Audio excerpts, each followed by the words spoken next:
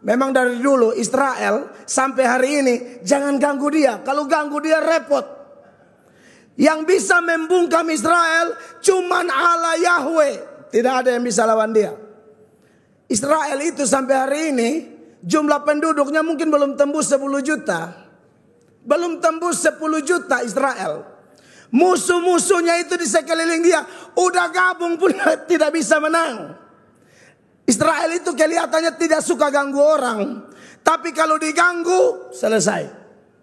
Berita terbaru ada perang sama apa? Iran. Ya tapi kita kan tidak masuk lebih dalam di situ. Kita tidak tahu.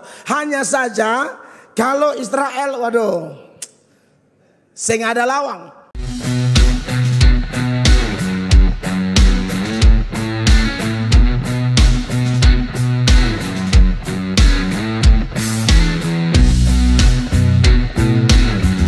Tepuk tangan yang meriah bagi Tuhan Yesus. Silakan duduk Bapak Ibu terkasih. Saya sangat bersyukur untuk anugerah Tuhan bisa menyampaikan firman dalam persekutuan yang diberkati ini.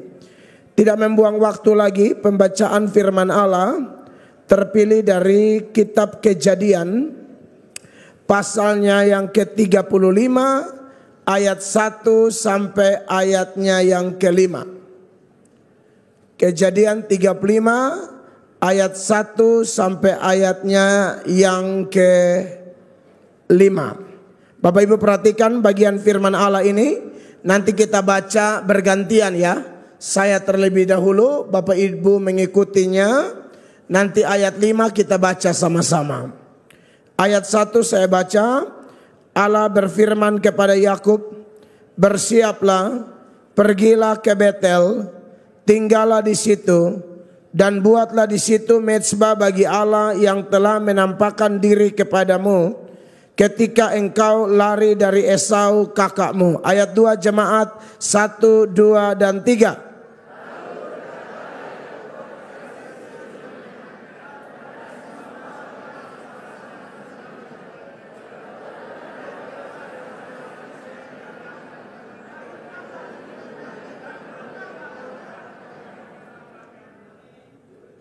Ya kita harus belajar kompak ya. Ayat 3, marilah kita bersiap dan pergi ke Betel. Aku akan membuat mezbah di situ bagi Allah yang telah menjawab aku pada masa kesesakanku dan yang telah menyertai aku di jalan yang kutempuh. Ayat 4 jemaat 2, 3 kompak.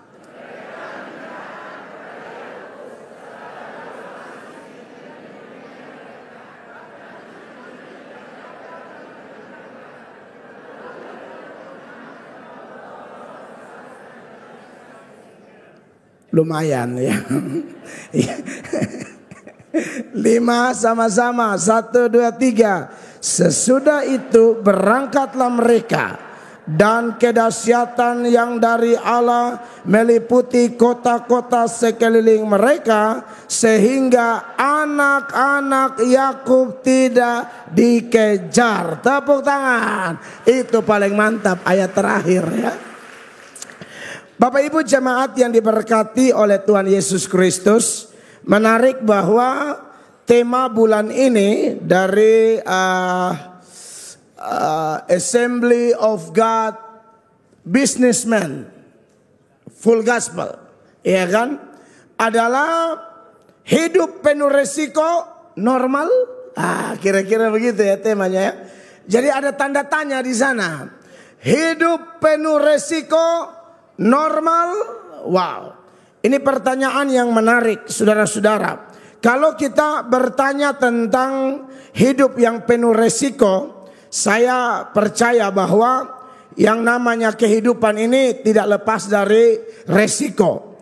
Nah saudara-saudara, kalau kita bertanya tentang apa itu resiko, resiko itu berasal dari kata Latin resicum atau resicare, yang artinya adalah berani menghadapi bahaya atau ketidakpastian dalam suatu tindakan.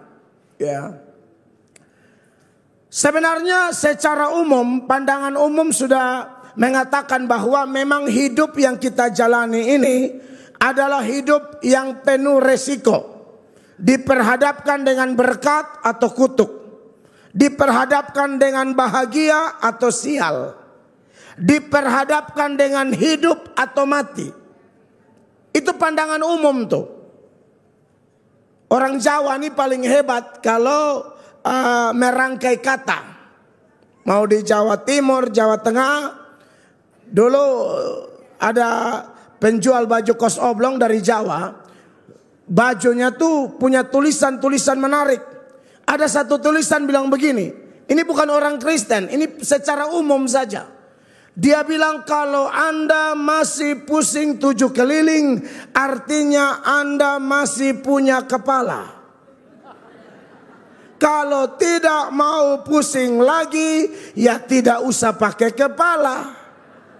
Artinya kalau kita masih hidup, masih menghela napas kehidupan, kita masih injak kaki di bumi ini, maka tidak ada kita yang lolos dari yang namanya pergumulan kehidupan. Tidak ada kita yang lolos dari resiko-resiko yang kita jalani dalam sebuah perjalanan yang bernama hidup. Kalau berani hidup, mau hidup, apalagi hidup lebih lama, maka harus siap hadapi konsekuensi apapun atau resiko apapun. Jadi secara umum tanpa Alkitab pun dunia mengakui bahwa hidup ini berisiko. Apatah lagi kalau kita menyorotinya dalam terang firman Allah. Saudara lihat kehidupan Nuh, hidup penuh resiko. Dia berani benar walaupun sendiri. Hanya dia dan keluarga, total 8 orang yang berani mentaati Tuhan, berani tampil beda, berani benar walaupun sendiri. Mayoritas bejat, tapi Nuh dan keluarga tetap dalam rel yang Tuhan mau. Itu seperti yang Yesus bilang. Jalan menuju kebinasaan lebar dan banyak yang mengikutinya. Jalan menuju kekekalan kehidupan sedikit peminat. Dan Nuh dan keluarga memilih untuk melewati jalan yang sempit. Abraham demikian, Musa juga demikian, Daud juga demikian, Daniel juga demikian. Bahkan Adam dan Hawa, Bapak Ibu terkasih, sebelum jatuh ke dalam dosa, mereka diperhadapkan dengan resiko. Resiko mentaati Tuhan, resiko melawan Tuhan. Apapun pilihan mereka, apapun keputusan mereka dipenuhi dengan resiko. Dan kita tahu apa yang terjadi, yang dicatat di dalam kitab Kejadian pasal 3. Mereka ternyata memilih jalan yang keliru. Dan beresiko sekali diusir keluar dari Taman Eden. Dan imbasnya adalah kita semua terkena dampak karena kita adalah keturunan Adam dan Hawa. Jadi sebenarnya kalau orang bertanya hidup penuh resiko normal, secara manusiawi normal. Apalagi dalam konteks iman Kristen. Memang tidak bisa menghindar dari resiko, apalagi bahaya, penderitaan dan lain sebagainya. Karena firman Allah mengajarkan kepada kita, kalau mau menjadi pengikut Kristus harus apa Bapak Ibu? Menyangkal diri lalu pikul salib. Kenapa menyangkal diri? Karena sebenarnya Bapak Ibu tahu, berhala tertua di dunia ini adalah diri sendiri. Jadi dulu belum ada orang sembah patung, sembah arwah, sembah roh-roh. Yang jadi berhala bagi Adam dan Hawa adalah siapa? Diri mereka sendiri.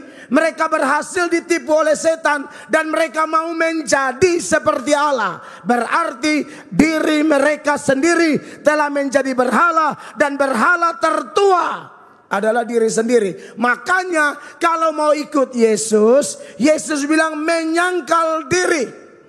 Itu seperti Rasul Paulus berkata, adapun hidupku ini bukannya aku lagi, melainkan Kristus yang ada di dalam aku. Apa yang aku anggap keuntungan di masa laluku, aku anggap sampah karena Kristus. Jadi memang kalau orang sudah mengikut Yesus, berhala tertua disingkirkan dari hidupnya, yaitu apa? Dirinya sendiri. Dia beri diri diatur oleh Tuhan, bukan diatur oleh pikiran dan perasaannya sendiri. Amin, kekasih Allah. Nah, menarik saudara diberkati oleh Tuhan Yesus, berkaitan dengan nats yang kita baca berbalas-balasan tadi, yang akan kita pelajari di bawah tema hidup penuh resiko normal. Nah, saudara-saudara, cerita yang baru kita baca tadi itu adalah cerita tentang Israel atau Yakub. Waktu itu mereka belum jadi bangsa yang besar. Ini peristiwa mereka baru berpisah. Yakub dan keluarga berpisah dengan mertua. Mereka tinggalkan Laban dan keluarga dan mulai hidup mandiri. Tapi saudara-saudara, dalam perjalanan mereka ini ada bencana besar. Bencananya adalah, saudara-saudara, kalau kita pelajari di pasal-pasal sebelumnya, ternyata ada duka besar. Kenapa? Anak perempuan Yakub yang bernama Dina itu diperkosa oleh seorang bernama Sikem, papanya bernama Hemor. Itu saudara bisa baca di Kejadian pasal 34. Ada 31 ayat. Sikem jatuh cinta kepada Dina, anak Israel. Tetapi orang ini kemudian memperkosa Dina. Dan ini melukai hati anak laki-laki dari Yakub. Khususnya yang satu ibu satu bapak ya. Karena Dina ini anak Yakub dan Lea. Nah, dia punya saudara laki-laki, ada Lewi, ada Simeon. Mereka marah besar ketika mendengar bahwa saudara perempuan mereka diperlakukan seperti seorang perempuan sundal. Marah besar, tersinggung besar. Memang dari dulu Israel sampai hari ini jangan ganggu dia. Kalau ganggu dia repot. Yang bisa membungkam Israel cuman Allah Yahweh. Tidak ada yang bisa lawan dia. Israel itu sampai hari ini jumlah penduduknya mungkin belum tembus 10 juta. Belum tembus 10 juta Israel. Musuh-musuhnya itu di sekeliling dia udah gabung pun tidak bisa menang. Israel itu kelihatannya tidak suka ganggu orang. Tapi kalau diganggu selesai. Berita terbaru ada perang sama apa? Iran. Ya, tapi kita kan tidak masuk lebih dalam di situ. Kita tidak tahu. Hanya saja kalau Israel, waduh, sing ada lawang. Nah, saudara, dalam cerita ini akhirnya hanya 2 orang anak dari Israel, yaitu Lewi dan Simeon, bombardir satu kampung rata tanah. Satu kampung dibantai cuma 2 orang. Anda lihat ini. Di bagian lain Tuhan bilang sama Israel, 1 orang dari kamu bisa mengejar 1.000 atau 10.000 orang. Itu sudah janji Tuhan sih. Ya, kecuali Tuhan sendiri yang membatalkan. Ingat, secara rohani keistimewaan Israel sudah pindah ke gereja. Seperti tadi opening, kamulah bangsa yang terpilih, imamat yang rajani. Itu kan dulu hanya bagi Israel. Tapi kalau sekarang sudah ada yang namanya gereja, eklesia, kelompok yang dipanggil dari gelap menuju terang yang ajaib, maka gerejalah yang disebut bangsa yang terpilih, imamat yang rajani, umat yang kudus dan lain sebagainya. Tapi secara nasional, dengar Bapak Ibu, secara nasional panggilan dan pilihan Tuhan kepada Israel belum berubah. Jangan berurusan sama bangsa ini, ya. Tapi kalau kita Kristen sih bukan mau pro atau gimana, tapi kita dididik juga jangan sombong, karena bagaimanapun kita ini adalah pohon zaitun liar yang dicangkokkan. Keselamatan datang dari bangsa Yahudi. Tuhan kita orang Yahudi. Amin. Yesus menjelma sebagai manusia, takluk di bawah aturan Yudaisme demi kepentingan penebusan saya dan saudara. Amin. Tapi kalau kita lihat tentang Israel, saran saya ya tetap berdoa saja. Saya kalau ke Israel di tembok ratapan, saya lihat banyak orang kayak mau cium-cium itu tembok. Saya biasanya berdoa, Dan salah satu pokok doa saya kalau saya berkunjung ke Israel adalah, Tuhan tolong supaya Israel bertobat dan terima Yesus.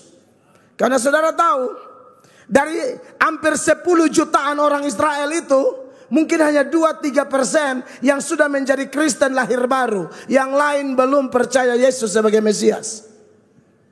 Jadi kita perlu berdoa supaya Israel bertobat. Dan kalau Israel mayoritas sudah bertobat, terima Yesus, tanda-tanda kiamat sudah dekat.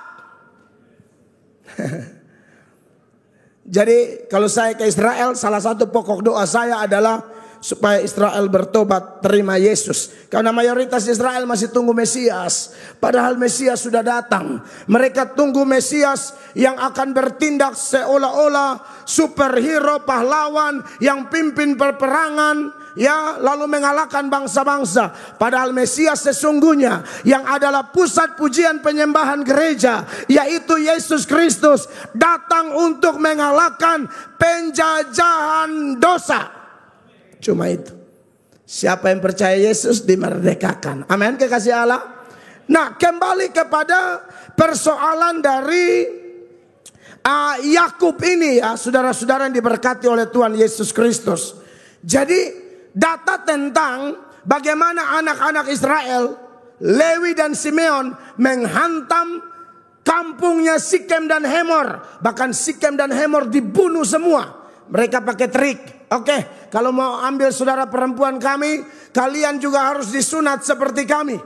Itu ternyata ide saja, trik saja. Di hari ketiga, saat semua laki-laki di kampung itu disunat, lagi sakit-sakitnya, disitulah kedua anak laki-laki Israel, yaitu Lewi dan Simeon, menyerang kampung itu habis-habisan. Mari kita lihat Kejadian pasal 34. Ayatnya yang ke-25 dan seterusnya. Ayat 25. Biasa ada TV di sini, nggak ada ya? Waktu itu bukan nggak ada TV ya? Oh, sudah di sana. Tuhan memberkati TV ya. Ayat 25. Saya di sana. Oh, bisa ternyata. Puji Tuhan. Saya baca 25 ya, Bapak Ibu ya. Pada hari ketiga, ketika mereka sedang menderita kesakitan gara-gara sunat tadi tuh, ya kan? Datanglah dua orang anak Yakub, yaitu Simeon dan Lewi, kakak-kakak Dina. Setelah masing-masing mengambil pedangnya, menyerang kota itu dengan tidak takut-takut, serta membunuh setiap laki-laki. 26 jemaat baca, 1, 2, 3.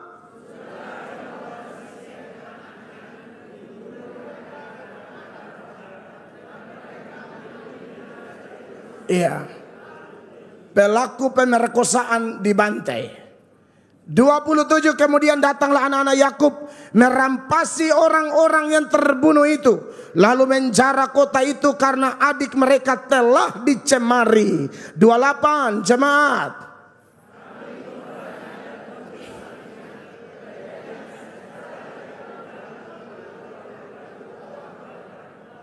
Dua 29 saya baca.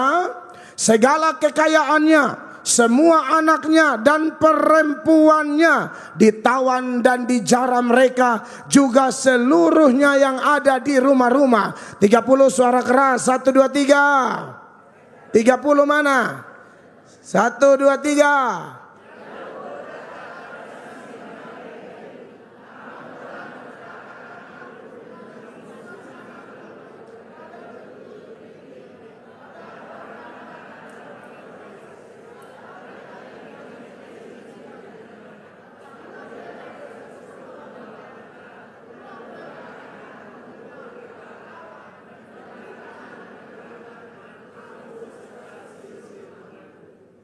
Tuhan memberkati ya. Luar biasa. Tambah hari tambah ini ya. Tambah satu hati. Saudara lihat di sini. Ini saya sengaja kita baca ini ayat karena ini backgroundnya, latar belakangnya. Mereka ini jumlah sedikit, tapi dengan membantai Sikem, Hemor dan orang-orang di kampung itu, ini jelas memancing kemarahan dari orang-orang atau sekutu-sekutu dari kampung ini banyak banget. Makanya Yakub bilang, ini kau bikin celaka kita. Kita jumlahnya sedikit saja. Lalu di ayatnya yang terakhir mereka bilang begini, saudara-saudara, sama-sama baca 1, 2, 3. Tetapi jawab mereka, mengapa adik kita diperlakukannya sebagai seorang perempuan sundal? Jadi ini sakit hati berat, saudara-saudara. Nah, jemaat yang diberkati oleh Tuhan Yesus Kristus, dalam kondisi seperti ini, Yakub pun pikiran, kalian melakukan sesuatu yang mencelakai kita. Kita sedikit, mereka banyak. Nah, saudara-saudara, dalam kondisi seperti ini, datanglah firman Allah secara tegas memerintahkan supaya Yakub atau Israel dan anak-anaknya keluar dari persembunyian mereka menuju ke Betel. Jelas ini beresiko. Besar kemungkinan Yakub dan anak-anaknya sedang bersembunyi karena takut pembalasan dari sekutu-sekutu orang-orang yang dibantai itu. Tetapi saudara-saudara, Tuhan tidak mau tahu. Sekalipun beresiko, sekalipun orang-orang yang merupakan sekutu Sikem dan Hemor berusaha membalas dendam, tapi Tuhan bilang tidak, keluar. Keluar dari persembunyian menuju ke Betel. Ada apa di Betel, kekasih Allah? Tuhan bilang di Kejadian pasal 35 ayatnya yang pertama tadi, bahwa engkau telah berjanji, ya. Perhatikan di dalam ayat 35 itu, engkau pasal 35 ayat 1, engkau telah berjanji bernazar waktu engkau lari dari Yakub. Nazarnya itu ada di Kejadian 28 ayat 20 sampai ayat 22. Perhatikan ya. Yakub sudah janji dan Tuhan menagih janji ini, kekasih Allah, ya. Lalu bernazarlah Yakub, jika Allah akan menyertai dan akan melindungi aku di jalan yang kutempuh ini, memberikan kepadaku roti untuk dimakan dan pakaian untuk dipakai. Lalu ayat ke-21, sehingga aku selamat kembali ke rumah ayahku, maka Tuhan akan menjadi Allahku. Lalu di 22 dia mengatakan, dan batu yang kudirikan sebagai tugu ini akan menjadi rumah Allah. Dari segala sesuatu yang engkau berikan kepadaku akan selalu ku persembahkan 1/10 kepadamu. Saudara, ini sudah cukup lama. 20 tahun dia bersama Laban. Setelah pulang, para penafsir mengatakan kurang lebih ada jarak waktu 10 tahun. Yakub tidak memenuhi nazarnya. Saudara, jemaat yang diberkati Tuhan, kita kalau berdosa, sekotor apapun dosa kita, sebanyak apapun dosa kita, segelap apapun dosa kita, kalau kita datang minta ampun sungguh-sungguh kepada Allah, firman Allah berkata, sekalipun dosamu merah seperti kermisi, akan diputihkan seputih salju. Sekalipun merah seperti kain kesumba, akan diputihkan seputih bulu domba. Firman Allah bilang, jika kita mengaku dosa kita, maka Ia setia dan adil. Ia akan mengampuni segala dosa kita. Makanya Rasul Paulus mengatakan, perkataan ini benar, Kristus Yesus datang ke dunia untuk menyelamatkan orang berdosa, dan di antara mereka akulah yang paling berdosa.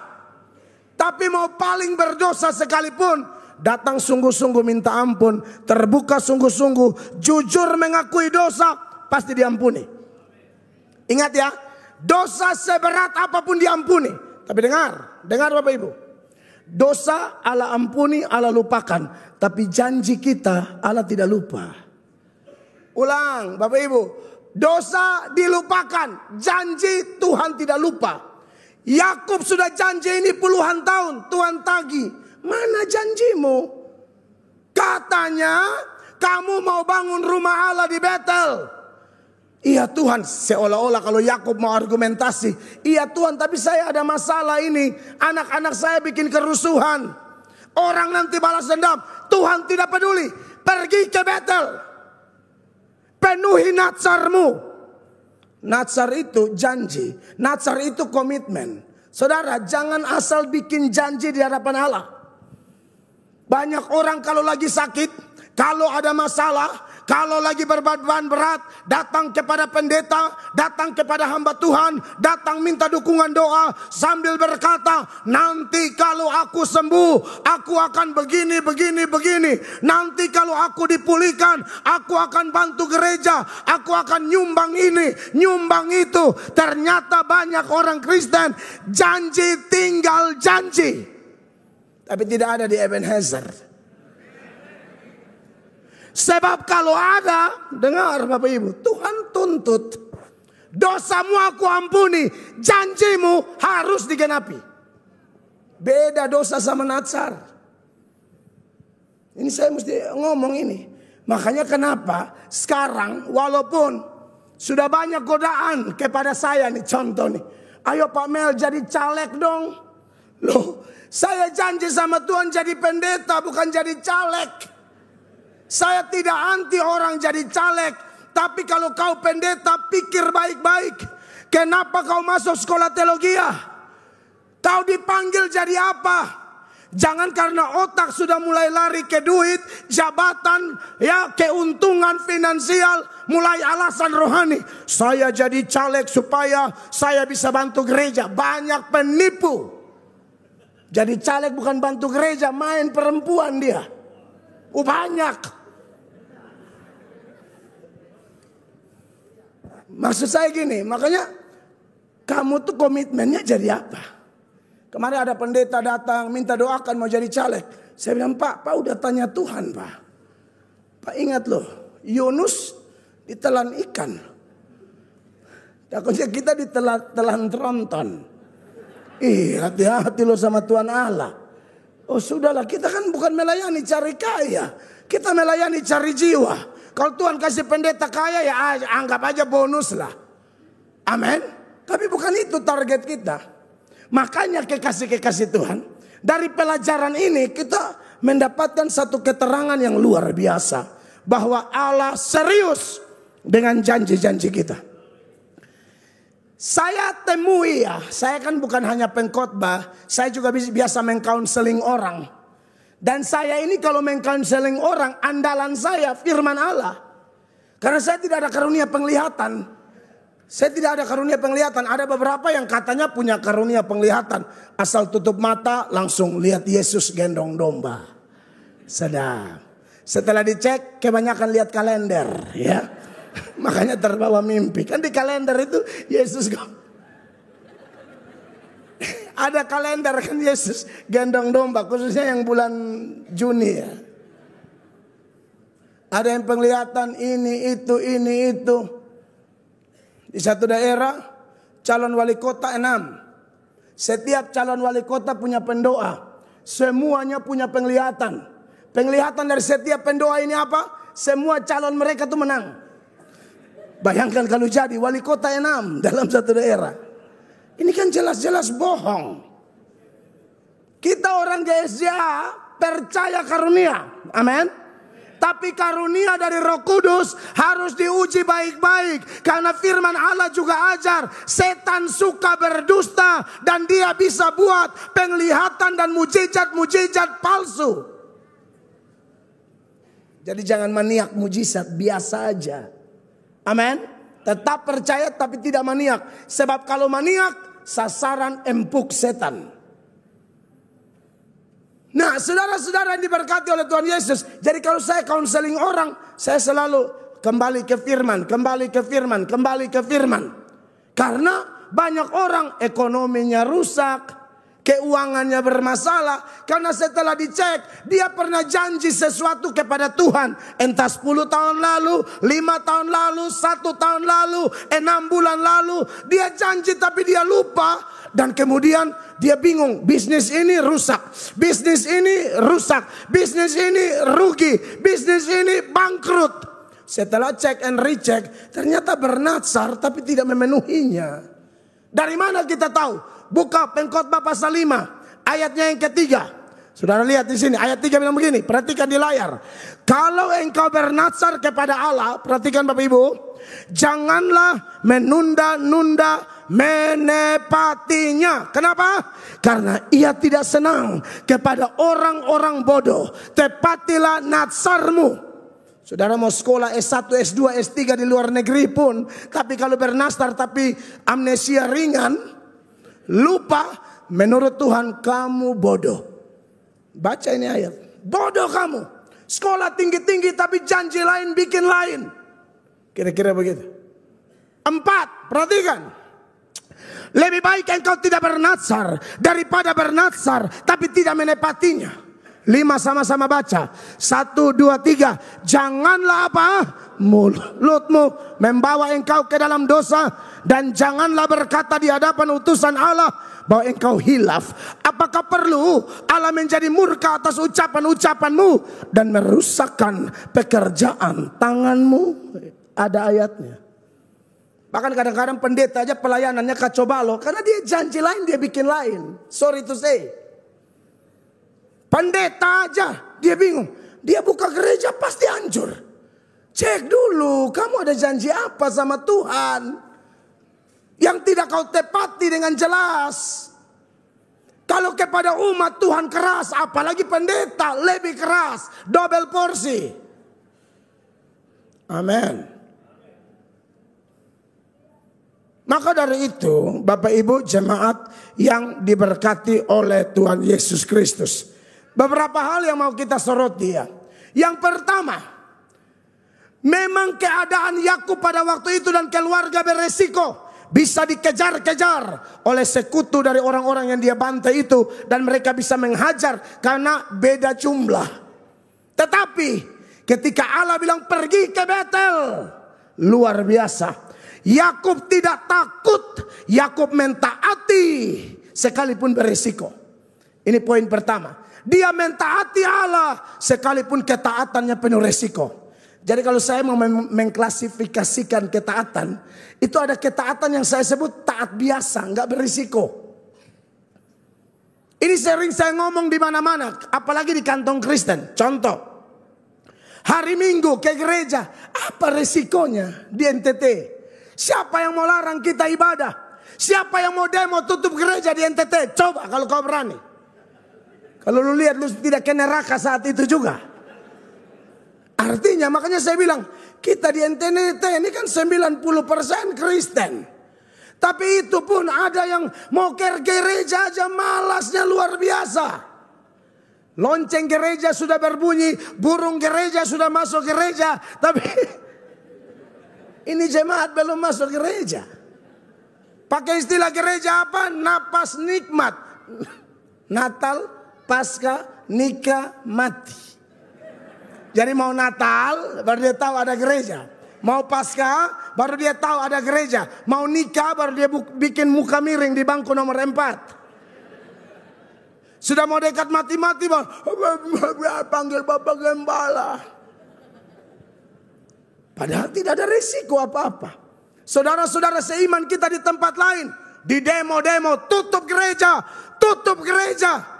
Coba lu bikin di NTT. Coba. Ke dalam tangannya kuserahkan nyawamu. Tapi maksud saya yang saya soroti bukan itunya. Harusnya kamu kan lebih leluasa. Dan menurut saya salah satu kota yang ibadahnya leluasa ya Surabaya ini. Betul tidak Bapak Ibu? Saya sering diundang di Surabaya. Enak banget. Ya saudara-saudara Islam yang di Surabaya menurut saya keren.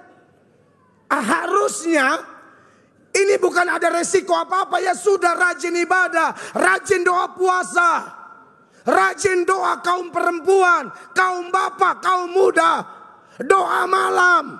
Sebab gak ada resiko apa-apa. Allah melatih kita untuk mentaati ketaatan-ketaatan biasa. Karena dia akan melatih kita untuk mentaati satu jenis ketaatan yang bernama ketaatan sangat-sangat beresiko. Anda lihat Yakub ini, resikonya besar. Lu ikut panggilan Allah, gua bunuh lu. Yakub ikut. Amin. Saudara percaya Roh Kudus akan kasih kita keberanian. GSA masih percaya pekerjaan Roh Pentakosta, amin. Roh itu yang berikan rasul-rasul keberanian.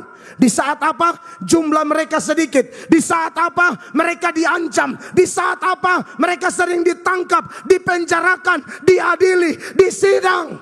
Tapi Petrus bilang apa? Kami harus lebih takut kepada Allah daripada takut kepada manusia.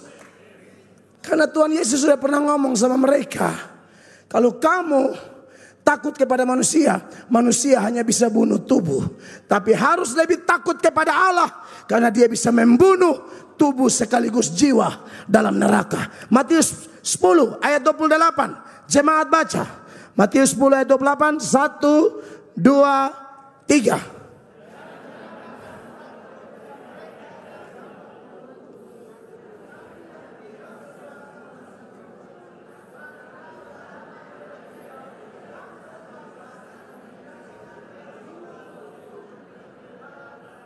Kok tambah kacau ya?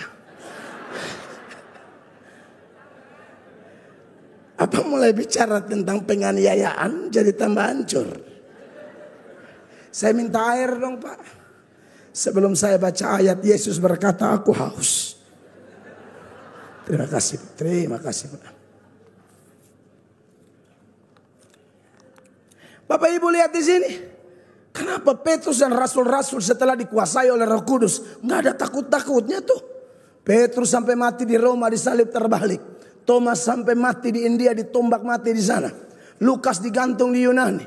Markus atau Matius ditarik dengan kuda di kota Alexandria sampai mati. Dan kemungkinan Yohanes digoreng hidup-hidup di Pulau Patmos. Mereka nggak takut tuh. Kenapa? Roh bekerja luar biasa. Mereka ingat kata-kata ini. Yesus bilang, kau takut manusia, manusia bisa bikin apa? Hanya bunuh tubuh. Kalau aku, saya kasih masuk kau seutuhnya dalam neraka. Jangan jadi Kristen main aman.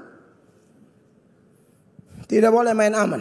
Tidak ada posisi netral bagi orang Kristen. Harus memilih. Hitam-hitam, putih-putih, panas-panas, dingin-dingin, suam-suam kuku, aku muntahkan kamu. Amin jemaat. Jadi kekasih Allah ini luar biasa. Lalu Tuhan bilang apa di ayat 29? Saudara lihat. Bukankah burung pipit dijual 2 ekor seduit?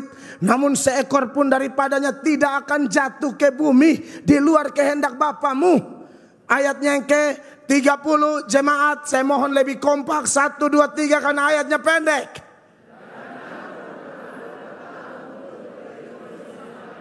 Oh harus kasih ayat pendek. Saya sudah tahu ya. Anda lihat ini. Tuhan kasih perbandingan antara burung pipit yang harganya 2 ekor seduit dan kita. Kita ini harganya berapa? Darah Yesus harga kita. Anda mau tahu berapa harga suamimu ibu? Yesus punya darah. Engkau mau tahu berapa harga istrimu Pak? Darah Yesus. Jadi hati-hati kalau kau ngomong sama dia. Jangan coba-coba kasar sama dia. Itu telah dibayar itu. Tuhan Yesus datang mati di Golgota untuk bayar istrimu. Hei istri, kau jangan ketawa-ketawa padahal kau juga sama saja. Ada ibu-ibu yang dia haleluya Tuhan pakai bapak ini. Padahal bapaknya stroke tuh gara-gara dia. Mulutnya kayak radio RRI. Buka jam 5 tutup setengah 12. Banyak suami pasang ring, saya sudah cek, istrinya darah Yesus. Istrinya ini sebenarnya calon pengkhotbah KKR. Atau minimal karunia doa peperangan. Hanya belum dikuduskan. Kalau dikuduskan, dia doa buat bangsa-bangsa luar biasa. Saudara diberkati oleh Tuhan Yesus Kristus. Anda lihat betapa pedulinya Allah. Dan kamu, rambut kepalamu pun terhitung semuanya. Jadi ada Anda yang mulai gugur rambutnya, puji Tuhan tidak bikin repot Allah. Karena Tuhan mau hitung apa lagi coba? Udah habis begini. Allah memelihara kita sampai detail hal yang kelihatan remeh Tuhan urusin. Amin. Ayatnya yang ke-31. Sebab itu apa? Janganlah kamu takut karena kamu lebih berharga daripada banyak burung pipit. Burung pipit 2 ekor seduit, kita darah Yesus. Paulus bilang apa? Kamu telah dibeli dan hargamu telah lunas dibayar. Karena itu muliakanlah Allah dengan tubuhmu. Serahkan tubuhmu sebagai persembahan yang hidup, yang kudus dan yang berkenan kepada Allah. Itu ibadah kita yang sejati. Amin. Jadi saudara lihat, teladan dari Yakub menjadi teladan bagi kita semua. Betul hidup ini penuh resiko. Tapi Anda lihat, hidup yang penuh resiko ini akan terasa normal. Ketika apa? Ketika Anda dan saya berkeputusan mentaati Allah. Itu luar biasa. Dengar khotbah, iman bertumbuh. Amin. Baru dengar tuh. Iman timbul dari pendengaran dan pendengaran akan firman Kristus. Kata Roma 10 ayat 17. Dengar sungguh-sungguh iman timbul. Apalagi langsung melakukannya. Wow. Wow. Pertumbuhannya berlipat kali ganda. Saya lihat tadi banyak opa-opa dan oma-oma menyanyi tadi, menari. Walaupun saya pantau tadi tidak seragam, tapi tidak apa-apa. Maksudnya tariannya agak tubruk tabrak, tapi tidak apa-apa. Sudah memulai, amin. Satu ke kiri, satu ke kanan. Saya hanya berdoa, Tuhan luruskan barisan itu. Ada datanya, saya sudah video. Saya zoom lagi, pas tabrak itu saya zoom, berat jeger. Tapi saya diberkati. Serius, saya video itu, saya mau sharing ke Kupang. Nih kalian lihat nih, opa-opa. Opa-opa Surabaya iki lho. Walaupun tubruk tabrak tapi mantap. Amin. Selempang kuning sadar. Koreonya sadar. Oh haleluya. Hidup penuh cinta. Amin. Walaupun ada yang keduluan tadi ya. Tapi saya lihat opa-opa luar biasa. Ini yang saya belajar dari Nuh. Bapak Ibu, Nuh dapat tugas bikin bahtera itu di usia berapa? 500 tahun. 500. Selesai kerja bahtera berapa? Usia 600. Dia kerja selama 100 tahun. Lihat, kerja di usia tua, alat-alat primitif yang dukung cuma sedikit. Tapi Nuh segera mentaati Allah. Anda baca itu pasal-pasal di Kejadian. Dia tidak tunda-tunda. Beresiko iya. Sementara kerja diejek, diolok, dihina. Karena dia bukan hanya kerja. Tapi surat Petrus mengatakan dia memberitakan Injil. Anda lihat itu. Jadi buat yang tua tidak ada kata terlambat. Buat yang muda tidak ada kata terburu-buru. Mau tua mau muda kita bergandeng tangan demi kepentingan kerajaan Allah. Terobos semua resiko. Sebab Allah tidak pernah memberikan kepada kita roh ketakutan. 2 Timotius 1 ayat 7. Perhatikan 2 Timotius 1 ayat 7. Sama-sama baca jemaat. 1, 2, 3. Sebab Allah memberikan kepada kita bukan roh ketakutan. Melainkan apa? Roh yang membangkitkan kekuatan, kasih, dan ketertiban. Itu hal pertama yang mau saya seberangkan kepada jemaat terkasih yang hadir malam ini. Yang kedua, resiko kehidupan yang ada di hadapan kita akan menjadi normal, Bapak Ibu. Ya, kalau kita hadapi dengan kekudusan hidup. Waktu Yakub mendengar panggilan itu, Yakub langsung bilang kepada semua keluarganya, berhala-berhala dikasih semua, kita bakar semua. Tahirkan dirimu. Perhatikan Kejadian 35 ayat 2. Sama-sama perhatikan. Lalu berkatalah Yakub kepada seisi rumahnya dan kepada semua orang yang bersama-sama dengan dia, jauhkanlah dewa-dewa asing yang ada di tengah-tengah kamu. Tahirkanlah dirimu dan tukarlah pakaianmu. Berhala harus disingkirkan. Tuhan mau apa? Supaya kuat menghadapi resiko hidup sepahit apapun, hadapilah dalam kekudusan. Kalau ada dosa dalam diri kita, repot. Repot itu yang bikin masalah kita tambah berat. Pada waktu Israel atau Yakub minta kumpulkan dewa-dewa, apa yang terjadi Bapak Ibu? Awalnya sebenarnya yang pegang berhala itu cuma Rahel loh. Kan diambil Laban punya tuh. Tapi saudara lihat nanti waktu Yakub minta kumpulkan itu berhala, ternyata berhalanya sudah banyak banget.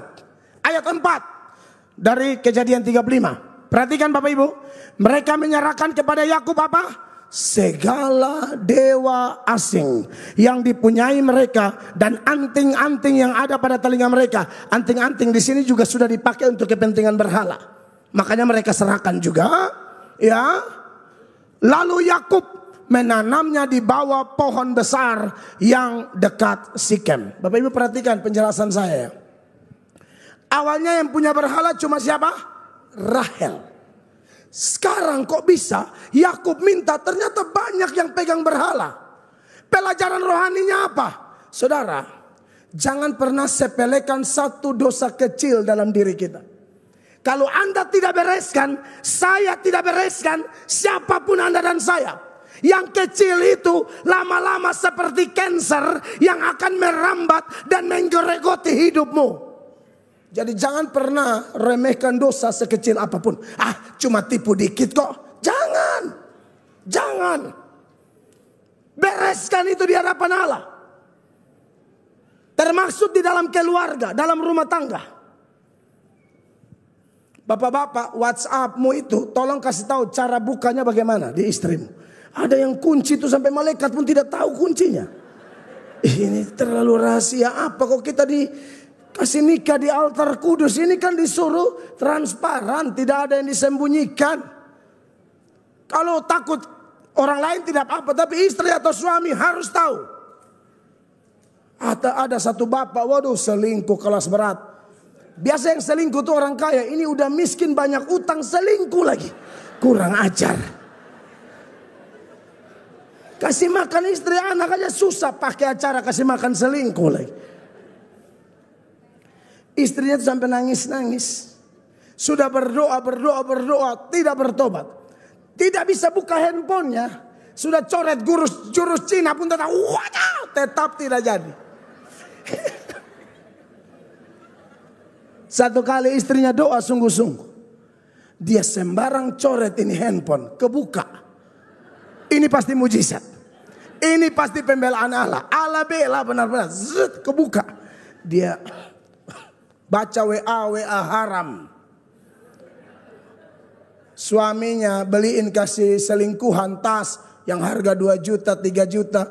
Buat istri punya yang harga 100.000 yang gambar burung merpati itu loh.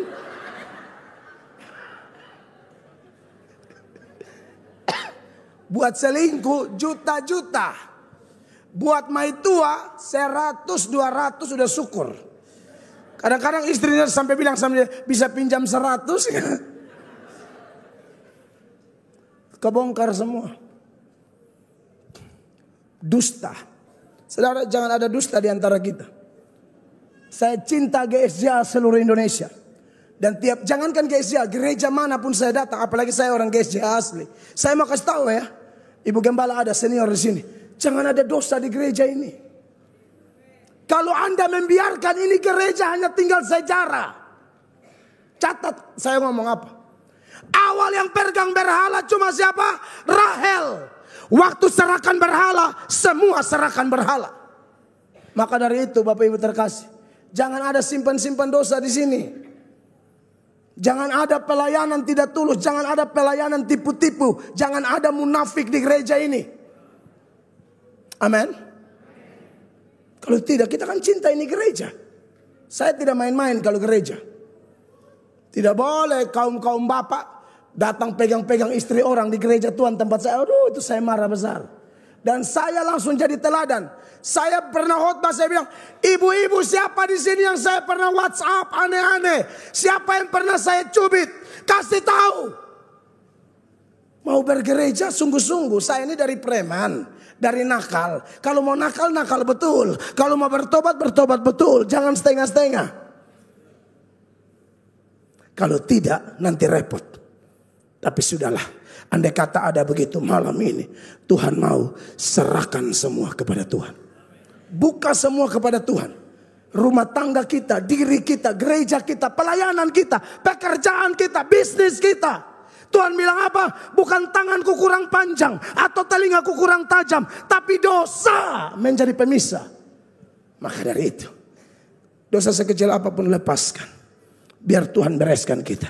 Dan yang terakhir, benar-benar terakhir, mencurigakan. Sudah tulis itu, firman berakhir.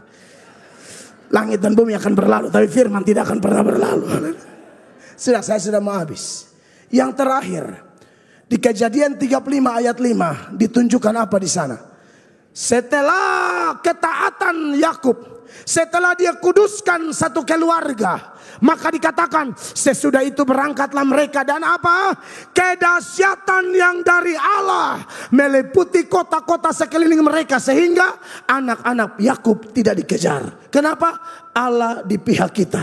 Maju terus Bapak Ibu. Asal kita pemberesan dosa, asal kita mau taat kepada Tuhan dengan resiko apapun, Allah di pihak kita. Dan kalau Allah di pihak kita, siapakah yang menjadi lawan kita? Kelaparan, ketelanjangan, pedang, bahaya, makhluk di atas atau di bawah, tidak ada yang bisa memisahkan kita dari kasih Kristus. Saya selesai.